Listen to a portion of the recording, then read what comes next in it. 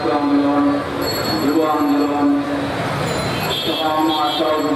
ভাই বন্ধুগণ, আজকে সবাই উপস্থিত রয়েছেন ইসলামী আন্দোলন বাংলাদেশ সিলেট জেলার সংগ্রামী সভাপতি, সিলেট চার আসনের সংসদ সদস্য পদপ্রার্থী জনাব মাওলানা মুফতি সাইদ আহমদ, উপস্থিত আছেন আমার সকল নেতৃবৃন্দ। তিনটি শর্তের উপরে আমরা আজকে সমাবেশের আয়োজন করেছি। এক নম্বরে ক্রিয়ার পদ্ধতিতে জাতীয় সংসদ নির্বাচন। বিগত 54 বছর এদেশে কোনো সুষ্ঠু নিরপেক্ষ নির্বাচন হয় নাই। সাময়িক আইন জারির মাধ্যমে যে আচরণ করতে আমরা দেখেছি,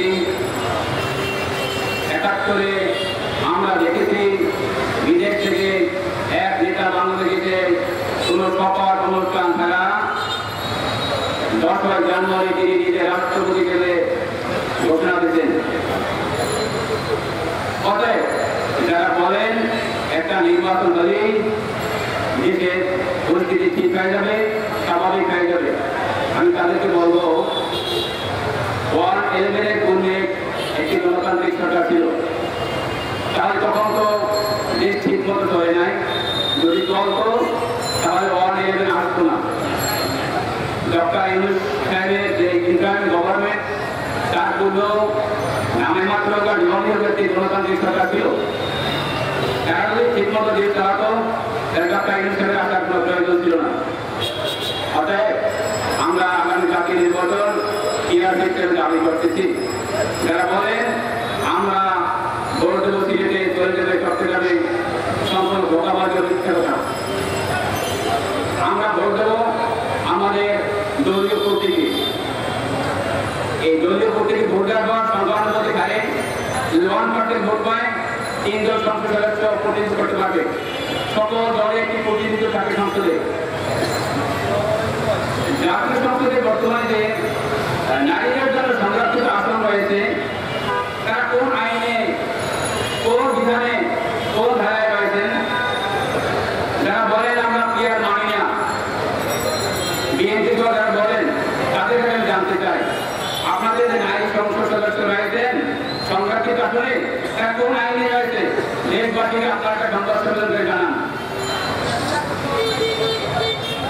2004 সালে 30 ধারার সংবিধানের পরিষ্কারভাবে উল্লেখ রয়েছে, জাতীয় সংসদে সরাসরি ভোটে যারা সংসদ সদস্য হবেন তাদের আনুগত্যিক ধারে মহিলা সংসদ সদস্য প্রতিনিধিত্ব করবে।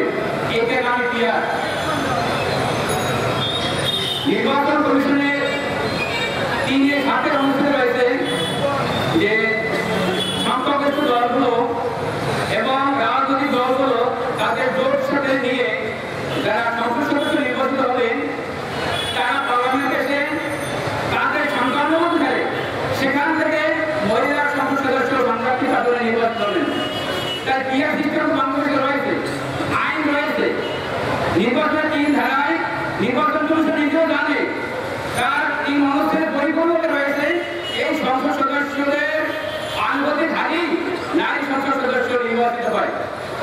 তাহলে আপনারা নারীদের জন্য আপনারা মানবেন, পুরুষের জন্য মানবেন না। অর্ধেক প্রতিনিধিত্ব পিয়ার সিস্টেম মানবেন, অর্ধেক মানবেন না, এটা তো হতে পারে না। আমরা দেখেছি নির্বাচন কমিশন বলেছেন সংবিধানে পিয়ার সিস্টেম নেই, আমরা তা পারবো না। 5 আগস্ট থেকে 5, 6, 7 আগস্ট বাংলাদেশ কোন সংবিধানে চলেছেন?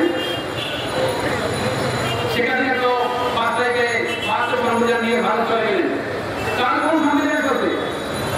8 আগস্ট রাজনৈতিক দলের নেতৃবৃন্দ আমরা এবং 3 ভাই প্রধান ডক্টর ইউনূস সাহেব আসলেন, তার হাতে ইন্ডিয়ান গভর্নমেন্টের প্রধান উপদেষ্টার দায়িত্ব দিলেন। কোন আইনে দিলেন? যেহেতু প্রধানমন্ত্রী সাহেব যে বেকারকারী শাসক ছিলেন কিন্তু করে গেলেন ভারত সংবিধান নিয়ে এগিয়ে হয়ে গেল, তারা কোন আইনে তাকে সমর্থন করালেন? অর্থাৎ সংবিধানে 7 অনুচ্ছেদে আছে জনগণের মতামতের প্রতিফলনই। এর থেকে বড় সংবিধান, বড় ম্যান্ডেট আর হতে পারে না। তাই ডক্টর ইউনূস যে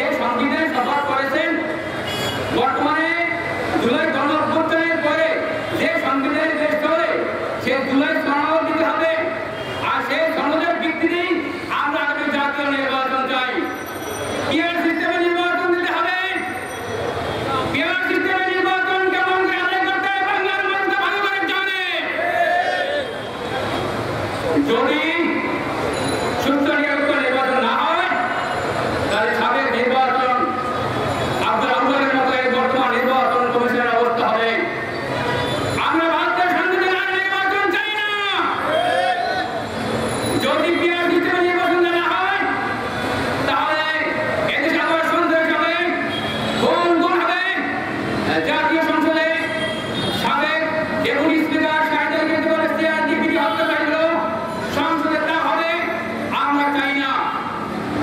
যে সংবিধান সন্ত্রাসী বন্ধ করতে পারে না সেই সংবিধান আমরা চাই না।